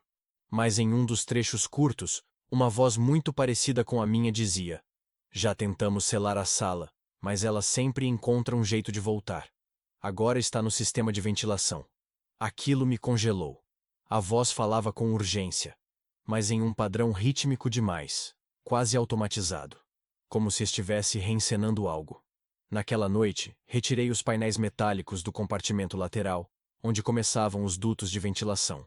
A estrutura ali era antiga, enferrujada em certos pontos, com sinais de corrosão incomum mesmo para um ambiente submarino. E quando removi a última placa, encontrei algo que jamais esquecerei. Uma rede de fios entrelaçados com o que pareciam ser veias secas. Biológicas. Calcificadas. Como se parte de um organismo antigo estivesse sendo usado como condutor elétrico. O mais estranho era que algumas dessas veias ainda pareciam frescas, como se algo as estivesse irrigando. Encostei o microfone de pulso ali. O que ouvi foi o som de respiração. Lenta. Profunda. Acompanhada de um leve som de contagem. Não em voz humana, mas em pulsos. 3, pausa, 5, pausa, 2, pausa, 1, e depois. Você pode deixar ele sair agora. Voltei correndo, já sem saber se aquilo era real ou algum efeito colateral do isolamento, do ar reciclado, da pressão. Tentei avisar o capitão, mas ele estava em reunião com os 2 oficiais da engenharia que quase nunca saíam da sala trancada do 2º nível. A mesma sala que não constava no mapa original. Quando voltei para o alojamento, o microfone havia sido desligado. O gravador, apagado. Mas a parede ainda falava. Dessa vez, sem minha voz. Era outra. Uma voz feminina, suave, quase maternal. Ele ainda está dentro de você, Edgar. Não é tarde para trocar de lugar. Acordei suando frio. O beliche estava molhado, como se eu tivesse sido submerso em água salgada. O teto pulsava com um brilho amarelado, quase líquido. Toquei a parede e ela respondeu com calor. Mas não era mais só uma parede. Era um canal. Um meio de escuta. Uma fronteira. Algo lá dentro queria sair. E algo dentro de mim começava a querer abrir a porta. Mas eu ainda resistia. Por enquanto. Não consegui dormir nas 2 noites seguintes. A parede ao lado do meu beliche parecia respirar comigo, ou pior, respirar antes de mim. Como se por alguma inversão cruel de comando, minha própria inalação fosse uma resposta, e não um impulso. Os sussurros voltaram, mas se tornaram menos imitações da minha voz e mais diálogos estranhos, fragmentados, onde o eu conversava com o outro eu. E entre eles, surgia uma terceira presença que eu ainda não sabia nomear. Tentei racionalizar. Fadiga, pressão psicológica, estresse prolongado. Mas havia algo mais denso que isso. A sensação de que não era só uma voz tentando emergir, era uma consciência, ou pior, uma intenção. Então decidi acessar novamente o terminal selado na sala de comunicações, mesmo sabendo que não possuía autorização. Esperei o turno noturno, quando os técnicos de vigilância estavam em suas rotinas de manutenção nos compartimentos superiores. Usei um programa antigo que encontrei entre pastas criptografadas, um utilitário de força bruta que gerava tokens temporários de liberação interna. Funcionou. O sistema me deu uma janela de 12 minutos e 38 segundos. Foi tudo o que precisei para encontrar a pasta nomeada como monóxido. Não parecia um arquivo comum. Não tinha extensão, não tinha dono. Era um diretório vivo, que se expandia à medida que eu clicava. Documentos interligados por data, mas também por padrões de comportamento. Relatórios de tripulantes anteriores.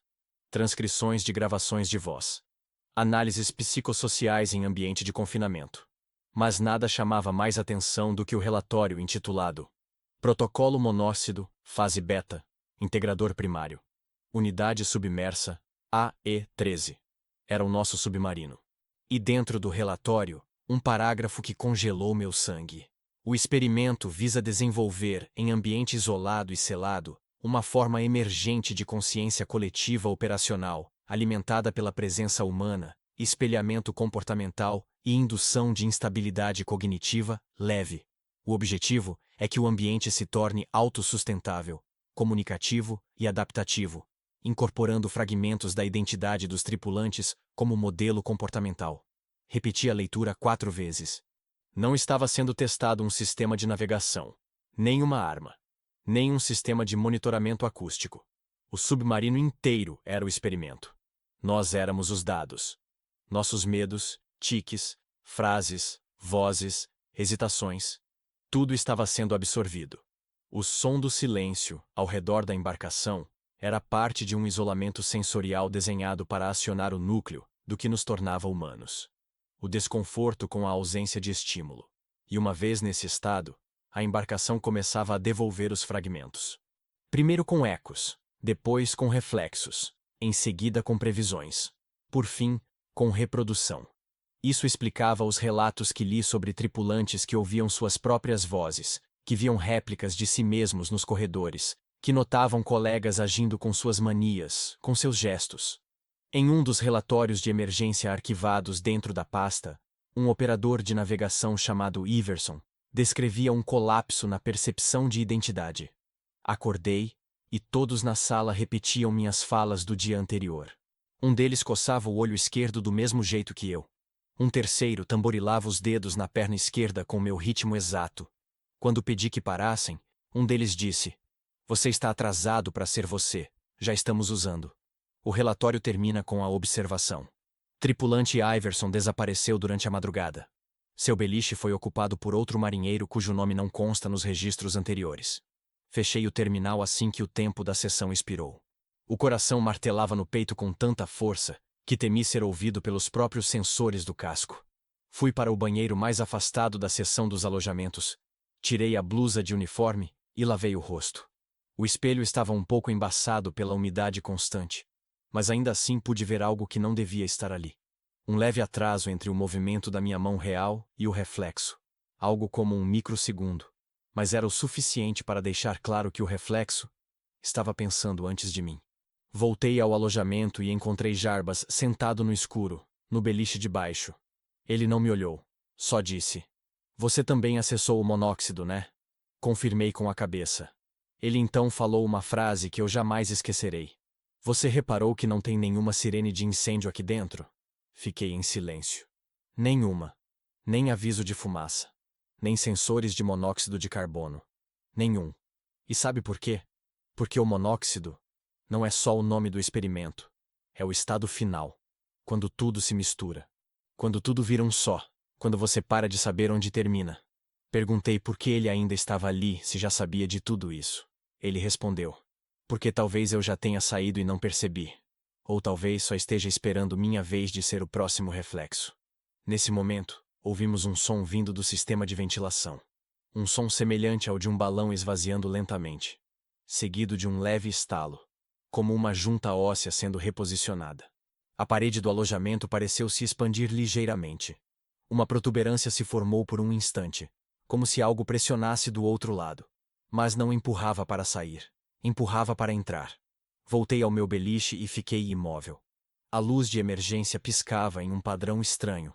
3 curtos, 2 longos, 1 curto. O mesmo código dos batimentos que ouvi quando encostei o microfone nas veias secas. O mesmo padrão de antes. A mesma contagem. Pensei no que poderia ser o passo seguinte. Se o sistema estava de fato aprendendo com a gente, absorvendo nossas vozes, nossos movimentos, nossas escolhas, o que ele faria quando tivesse o suficiente?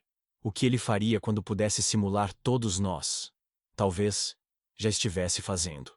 Talvez fosse isso que explicasse o silêncio. Não estávamos mais submersos. Estávamos sendo substituídos.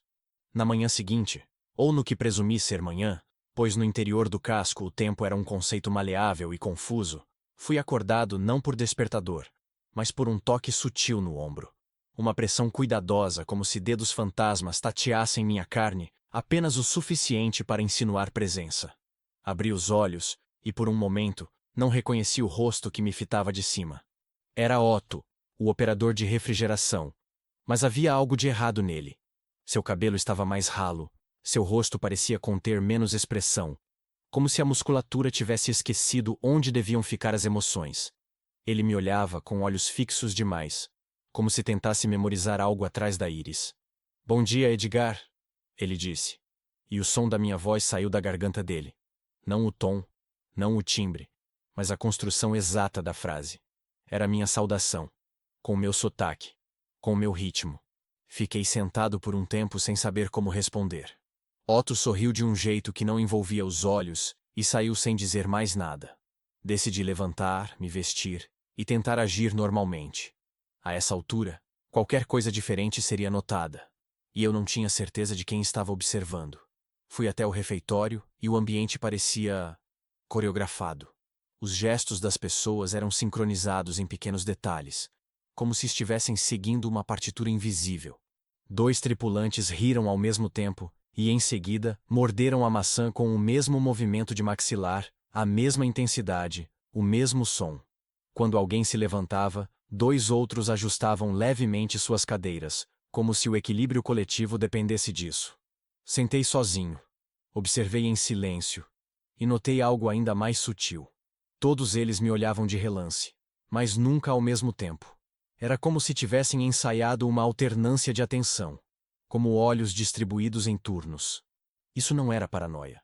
Isso era padronização. Era cálculo. Quando fui chamado para calibrar os sensores de navegação, encontrei a sala já ocupada. Era minha função, meu turno, minha senha. Mas alguém já havia começado o trabalho. Era Álvares. Pelo menos alguém que parecia Álvares. Ele murmurava números, digitava comandos e usava exatamente as gírias que eu usava. Repetia o hábito irritante que eu tinha de bater 2 vezes o indicador no console antes de pressionar Enter. Quando me aproximei, ele virou a cabeça e disse: "Pode deixar, Edgar, já fiz por você." Meu nome saía da boca dele com a mesma entonação que minha mãe usava. Aquele som me doeu. Engoli seco, recuei, e ele sorriu. "Vai sobrar mais tempo pro teu café com açúcar demais, né?" Era a frase exata que eu dizia a mim mesmo quando queria me distrair. Ninguém mais sabia disso. Corri de volta ao alojamento. Entrei no banheiro e me encarei no espelho. Esperei. Pisquei. Fiz um gesto rápido com a mão direita. O reflexo repetiu, mas por um instante mínimo, talvez milésimos de segundo, a imagem hesitou. Não o movimento, mas o olhar. O reflexo desviou os olhos por uma fração de instante. como se, antes de copiar o gesto, tivesse olhado em volta, checando se alguém o observava. Toquei o vidro e senti que ele estava mais quente que o normal, como se o reflexo estivesse irradiando temperatura própria. Voltei para os corredores, e a sensação de deslocamento só aumentava. Encontrei Mendes, da seção de propulsão, e tentei fazer uma piada interna, algo que tínhamos inventado na primeira semana de embarque. Ele riu antes que eu terminasse, e completou a piada sozinho. Mas não com o final real. Ele usou o final alternativo, o que eu sempre pensava em dizer, mas nunca falei em voz alta. Aquilo me tirou o ar. Tentei agir normalmente, mas meus passos começaram a desacelerar. As paredes pareciam mais próximas, os corredores mais curtos. Quando me dei conta, estava sozinho de novo. Ou achava estar. Na sala de engenharia, alguém havia desenhado a caneta um diagrama simples sobre a parede de manutenção. Um corpo humano dividido em camadas, com anotações escritas em caligrafia irregular. Voz, gesto, memória, instinto, erro. Cada camada estava ligada a setas que apontavam para o centro, onde estava escrito apenas substituir até não restar. Ao lado, alguém tinha desenhado 2 círculos sobrepostos, com uma interseção no meio. Dentro dessa interseção, estava escrito Edgar. Senti o chão sumir sob meus pés por um momento. Como se tudo aquilo não fosse apenas sobre mim estar aqui, mas sobre mim estar sendo replicado. E talvez descartado. Voltei aos arquivos de monóxido em uma brecha do sistema. Não consegui acesso ao terminal original, mas entrei em um módulo auxiliar. Havia novos registros, atualizados em tempo real. Um deles mostrava uma lista de entidades estáveis, variação de consistência. Entre os nomes, reconheci o meu, com um código ao lado. E47A. Ao lado, outra entrada. E47B. Mesmo nome, mesma função, com status ativo. Era isso. Eles estavam testando redundância comportamental. Estavam me espelhando, me replicando, me revezando. Desci para a seção de escape de emergência, onde havia um pequeno espelho usado nos procedimentos de máscara de oxigênio. Olhei meu rosto por muito tempo, mas algo parecia excessivamente simétrico. Como se meu rosto fosse agora um molde mais do que um rosto. Pisquei devagar, e quando virei o rosto de leve, o reflexo ainda estava com os olhos voltados para frente por um segundo a mais. Senti que estava perdendo o controle. Não da mente, do corpo. Como se uma versão adormecida de mim mesmo estivesse acordando antes de mim. E então ouvi a frase, baixa, soprada na sala vazia. Mas com minha voz, já pode descansar, Edgar. A gente cuida daqui. Nos dias seguintes, o tempo dentro da embarcação deixou de ser uma linha e passou a ser um círculo imperfeito, girando sobre si mesmo em ciclos de cansaço e lucidez intercalada. O que antes eu reconhecia como horas, começou a se dissolver em blocos de repetições sutis, nos quais eu despertava com a impressão de já ter vivido exatamente aquela sequência. O rangido da tubulação acima, o zumbido irregular das luzes de manutenção, o cheiro de ferro e desinfetante misturado com algo doce, algo artificial demais para ser orgânico. Havia vozes nos corredores, mas eram sempre ecos deslocados, como se a conversa estivesse acontecendo em outra parte do submarino segundos antes de chegar até meus ouvidos. Vozes que sabiam o que eu ia perguntar, que já reagiam antes que eu abrisse a boca. Comecei a andar mais devagar, observando os reflexos não só nos espelhos, mas nos vidros dos painéis, nas superfícies cromadas, até mesmo na lâmina fina da água condensada que escorria pelas paredes.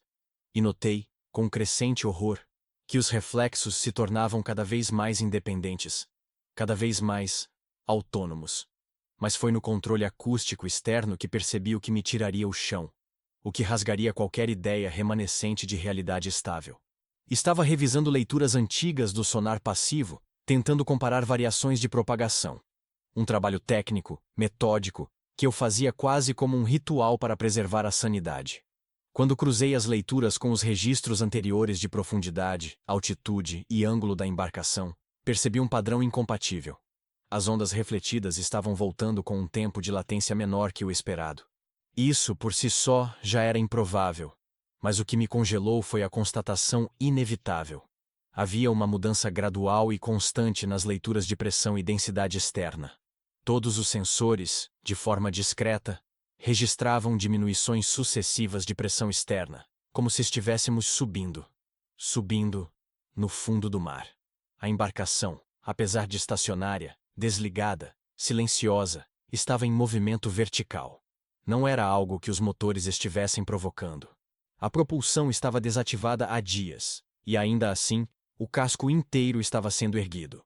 O oceano inteiro parecia empurrar o submarino para cima, ou, mais exatamente, algo o puxava. Confrontei silenciosamente os dados. Rodei simulações, refiz cálculos.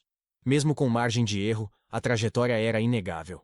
Estávamos ascendendo, lentamente, milímetro por milímetro, para algo que não aparecia em radar, não emitia som, mas exercia gravidade e presença. Ativei o sonar ativo em modo discreto, um procedimento contra o protocolo, mas que talvez me desse uma imagem mais clara. O pulso atravessou a água com dificuldade, como se o oceano em torno de nós estivesse mais espesso. A onda demorou a retornar. E quando voltou, trouxe uma imagem sem forma clara, mas com densidade absurda. Era como se algo ocupasse centenas de metros cúbicos diretamente acima do submarino. Algo que não refletia exatamente, mas absorvia, contornava e devolvia um contorno arredondado, com bordas em mutação, como se sua geometria estivesse viva. Chamei o operador do radar, mas ele apenas olhou para mim, depois para os painéis, e disse: "Está tudo dentro do esperado, senhor." Havia algo na voz dele. Algo que indicava não apenas mentira, mas complacência. Como se soubesse que eu sabia e não importasse.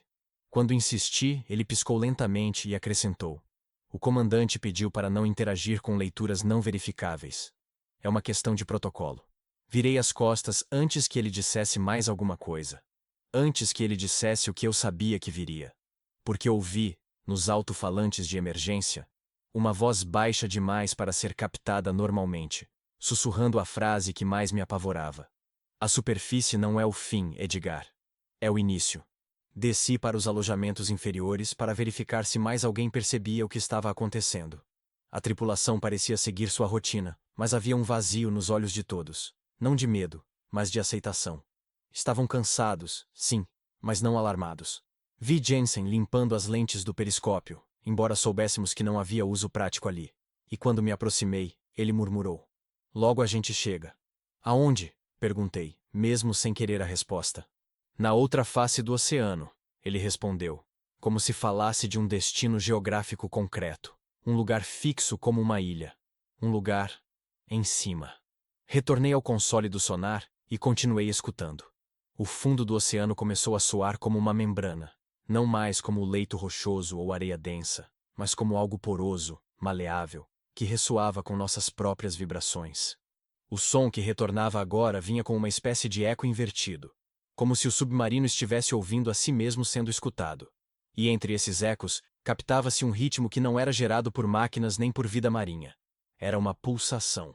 Não exatamente um coração, mas algo que se aproximava de batimentos regulares, como se estivéssemos sendo embalados por um organismo maior, uma criatura oceânica cuja existência se disfarçava de pressão, de silêncio, de escuridão. A iluminação da nave começou a responder a esse ritmo. Primeiro de forma imperceptível, depois em flashes leves, coordenados. Como uma sincronia entre nossos sistemas e a coisa lá fora, ou lá em cima. Aquilo nos compreendia. E começava a se comunicar. Fui ao sistema de climatização e vi que as curvas de temperatura começaram a seguir um padrão matemático. Fibonacci, depois fractais, depois padrões respiratórios. A embarcação inteira imitava a respiração. Inalava e exalava ar em microfluxos suaves que faziam as paredes tremerem de maneira quase imperceptível. Era como se o submarino inteiro estivesse sendo ensinado a se comportar como um ser vivo. Como se estivesse sendo reconfigurado para se adaptar a algo. Ou pior, para se tornar algo. Àquela altura, eu já não sabia se os tripulantes ainda eram os mesmos. Todos sorriam. Todos me reconheciam, mas sempre com segundos de atraso. Como se um novo código estivesse sendo carregado por trás de suas pupilas. A engenharia chamava isso de latência de resposta. Eu chamava de substituição incompleta. Subi de volta à minha cabine, tentando entender quanto tempo havia passado desde que embarquei. O relógio analógico marcava sempre o mesmo horário. 04:17. Eu havia acertado ele dezenas de vezes desde então. Mas ele sempre retornava. Como se aquele minuto congelado fosse o único ainda real dentro dessa estrutura. No canto da cabine, Uma das paredes começou a vibrar. Um som grave, interno, como se não viesse de fora, mas do casco em si. E uma voz repetiu de novo, com mais clareza. Ascensão autorizada. Substituição em andamento. O pulso que nos puxava vinha de cima. Mas o que nos esperava lá? Já sabia exatamente quem éramos. A ascensão continuou. Ou talvez nunca tenha começado de fato. Talvez estivéssemos parados o tempo todo, e apenas o mundo ao nosso redor se reconfigurava como um palco girando em silêncio, trocando os cenários à nossa volta enquanto a embarcação se mantinha suspensa em um ponto fixo fora de qualquer cartografia compreensível. O conceito de subir perdeu sentido quando as leituras de profundidade passaram a registrar valores flutuantes, incoerentes, às vezes negativos, como se estivéssemos ultrapassando os limites físicos conhecidos do oceano. O número oscilava entre centenas e milhares, depois retornava subitamente a zero e se fixava ali, imóvel, como se o próprio sistema desistisse de tentar compreender onde estávamos. E então o rádio acendeu. Foi um estalo seco, quase tímido, seguido de uma leve distorção nas frequências baixas que usávamos apenas para comunicação interna. A frequência não estava ativa. Ninguém a havia habilitado. O protocolo exigia autorização em 3 níveis para transmissão em situações de silêncio absoluto. Mas ela estava lá, viva, vibrando com uma presença que não era elétrica nem humana. Toquei o botão de escuta e me preparei para ouvir estática, ou talvez interferência. Mas o que emergiu da garganta daquela frequência foi minha própria voz. Não uma gravação. Não um eco. Era minha voz falando em tempo real, com um timbre idêntico, mas com um ritmo diferente. Uma voz que soava como eu, mas dizia coisas que eu ainda não havia dito. A primeira frase foi curta, quase banal. Não se preocupe. Depois veio a segunda, como um corte invisível no centro da mente. Você já está em terra. Soltei o botão de escuta e recuei, o fone ainda pendurado no ouvido como uma cobra morta. Voltei a apertar e perguntei em voz firme, mas hesitante. Quem está aí? Identifique-se. A resposta veio sem intervalo. Você. O rádio permaneceu ativo por mais alguns segundos, antes de emitir um som semelhante à respiração humana, sendo segurada e liberada. Como se o próprio aparelho estivesse exalando uma alma presa. Levantei-me da cadeira e corri para o centro de controle de comunicações. Nenhum dos operadores demonstrava reação. Pareciam estar congelados em uma espécie de estado de escuta passiva, com os olhos levemente desfocados, e os dedos repousando sobre teclados como se estivessem esperando por comandos que não vinham. Toquei o ombro de Martinez, um dos técnicos mais experientes, mas ele não reagiu. Apenas piscou uma vez, lentamente, como se a realidade fosse uma névoa atravessando os olhos dele de dentro para fora. Gritei por ajuda, mas minha voz pareceu dissolver-se no ar como um som afogado, sem reverberação, sem resistência. A acústica do submarino havia mudado, não ecoava mais. Era como se estivéssemos em um ambiente feito de veludo, onde tudo era absorvido instantaneamente. Voltei à minha cabine tentando entender o que a voz queria dizer com "Você já está em terra". Peguei meu diário de bordo e comecei a folhear as páginas em busca de qualquer anotação que me ancorasse na linha do tempo real. Mas algo estava errado. As páginas estavam preenchidas com letras que se pareciam com minha caligrafia, mas que formavam frases incoerentes, repetições de pensamentos que eu nunca tivera. Em uma das páginas centrais, havia um desenho. O contorno do submarino visto de cima. Cercado por anéis concêntricos que se tornavam cada vez mais densos em direção ao centro. Como se estivéssemos dentro de algo circular. Algo que se fechava sobre nós lentamente.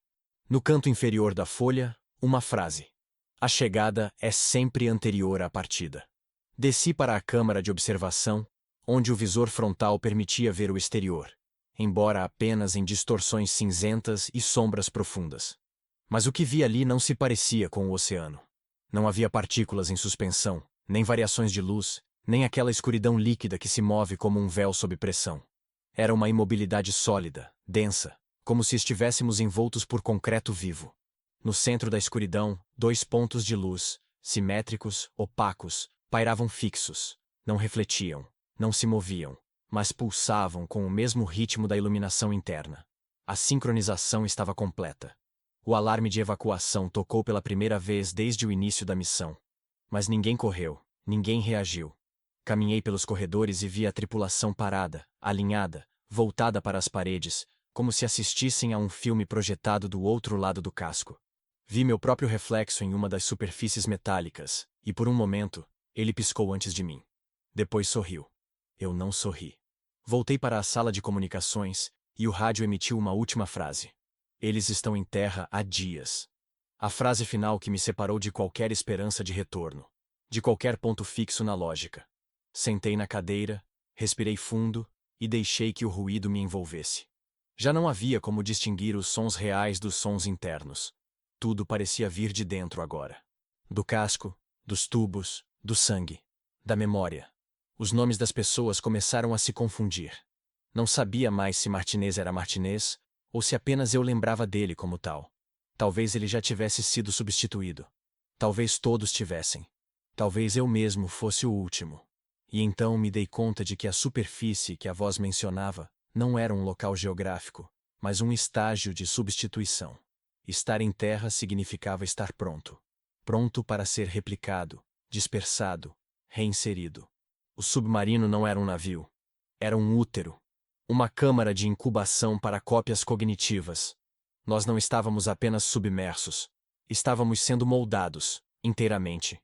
A transmissão cessou, mas as luzes continuaram a pulsar. Respirei devagar, tentando ouvir algo que ainda fosse só meu. Mas até meu próprio coração parecia seguir um compasso que não me pertencia mais. Despertei com um gosto metálico na boca e o som insistente de gaivotas sobrevoando ao longe. O zumbido constante que acompanhava meus dias havia desaparecido, substituído por um silêncio terrestre pontuado por ruídos naturais. Vento, ondas batendo suavemente contra concreto, ferragens rangendo ao sol. Meus olhos demoraram a se adaptar.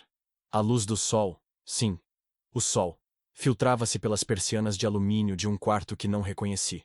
Estava deitado em um leito branco, com lençóis grossos demais para um submarino. As paredes não vibravam. Não havia cheiro de óleo queimado ou maresia pressurizada. Ali, o ar era seco, imóvel, e trazia consigo o cheiro de papel, pó e desinfetante. Levantei devagar, esperando sentir o leve balanço das ondas contra o casco. Mas o mundo não se movia. Estava imóvel como uma fotografia. As paredes tinham anotações coladas, gráficos médicos, horários de refeições, informações sobre rotinas de reabilitação. Mas não havia nomes. Apenas códigos, números. Olhei para meu pulso. Um bracelete de identificação hospitalar, sem sobrenome. Apenas Edgar e uma data. A data não fazia sentido. Era anterior ao início da missão. Saí do quarto e segui um corredor onde tudo parecia limpo demais, novo demais, como se o lugar tivesse sido montado há pouco tempo apenas para me receber. Havia janelas, mas cobertas por películas opacas, nenhuma vista externa. Passei por 3 pessoas com jalecos brancos. Uma delas me olhou e sorriu com uma expressão gentil, mas vazia, como se estivesse executando um protocolo ensaiado. Nenhuma surpresa, nenhum alarme. Apenas um gesto contido, seguido por uma frase calma demais. O Senhor concluiu a missão. Bem-vindo de volta. Mas eu não lembrava de voltar. Não lembrava de subir à superfície. O submarino jamais desacelerou, jamais emergiu. Nunca houve o som do casco se adaptando à pressão atmosférica ou a transição da escuridão subaquática para o brilho agressivo do dia. Não havia lembrança de nenhum resgate, nenhum despressurizador, nenhuma ordem final. O último som que ouvi antes de apagar foi minha própria voz no rádio dizendo: "Você já está em terra." E agora estava. Mas sem saber como. Sem saber se deveria estar. Fui levado para uma sala ampla, com vidros espelhados e uma única mesa no centro. Lá estavam 3 homens, ternos escuros, pastas fechadas, olhos que pareciam medir cada movimento meu como se estivessem esperando algo acontecer. Fizeram perguntas banais. Nome completo, número de identificação, datas da infância. Tudo que respondi saiu de forma hesitante, como se tivesse que buscar as palavras dentro de um armário empoeirado. Em certo momento, um deles virou a folha e disse: "Descreva como foi seu retorno." Fiquei em silêncio. Não havia retorno. Pelo menos não da forma que eles pareciam pressupor. Disse isso. E ele apenas anotou algo e respondeu: "Sim." Essa resposta está dentro do esperado. Comecei a desconfiar. Do lugar. Das pessoas. De mim. Pedi um espelho. Me trouxeram um pequeno, de metal. embutido em um estojo de primeiros socorros. Meu reflexo estava quase correto, mas havia algo na simetria dos olhos, na forma como piscavam, que não combinava com a memória do meu próprio rosto. Toquei meu maxilar. A textura da pele parecia sutilmente diferente, como se não houvesse tempo entre o toque e a sensação. Como se o sistema nervoso tivesse uma latência imperceptível, mas presente. Comecei a observar os detalhes do corpo com obsessão. A cicatriz no braço direito estava ali, mas menor. A unha do dedão, que sempre foi levemente torta desde um acidente na infância, agora era perfeitamente alinhada. Perguntei onde estava o restante da tripulação. Responderam que cada um havia sido realocado para debriefings individuais em centros separados. Ninguém com quem eu pudesse cruzar. Ninguém com quem eu pudesse confirmar a realidade daquilo. À noite, enquanto todos dormiam, consegui acessar um dos terminais do corredor. Busquei informações sobre o submarino, registros de missão, transferências, qualquer coisa. O código da missão constava como arquivado. O nome da embarcação estava classificado como projeto encerrado. E então, no campo de status da tripulação, li algo que congelou meu sangue. Unidades implantadas. Não tripulantes repatriados, não militares retornados. Unidades implantadas, como peças de um sistema. Como se fôssemos módulos, versões, programas. Comecei a notar padrões. Pessoas repetindo frases idênticas em horários diferentes. Um homem passou por mim 3 vezes ao longo de 2 dias. Mesmo rosto, mesma roupa, mesmo andar. Na terceira vez, ele sorriu exatamente da mesma forma. Aquilo não era coincidência. Era repetição. Um ciclo. Um script. Ao acordar no terceiro dia, encontrei uma carta na mesa da minha cela. Sim, pois já não a chamava mais de quarto. A carta estava em branco, mas impregnada com meu cheiro. Como se eu mesmo a tivesse escrito e esquecido. Ou pior, como se tivessem replicado minha caligrafia, meu suor, minhas impressões, para me fazer acreditar que ela era minha. Comecei a me perguntar se aquela era a primeira vez que acordava ali. Talvez já houvesse acordado dezenas de vezes, sempre acreditando que era a primeira. O tempo passou. Mas não sabia quanto. Comecei a ouvir sons pelas paredes. Batidas ritmadas. Vozes baixas. Às vezes meu nome. Outras vezes frases que só eu conhecia. Pensamentos que nunca verbalizei. Como se alguém tivesse extraído minhas memórias de dentro para fora e agora estivesse brincando com elas. Um dia, alguém escorregou no discurso. Um dos homens de terno disse: "Você é o último a despertar com identidade intacta." Perguntei o que queria dizer com isso. Ele riu. "Significa que você ainda acredita ser o original." Voltei para o quarto. Sentei na cama. Liguei o pequeno rádio que deixaram comigo. E ouvi. A mesma frequência. A mesma voz. A mesma frase. Em looping eterno. Eles já estão em terra. E então entendi. O submarino nunca voltou. Porque o que voltou, não fomos nós. Foi aquilo que nos substituiu.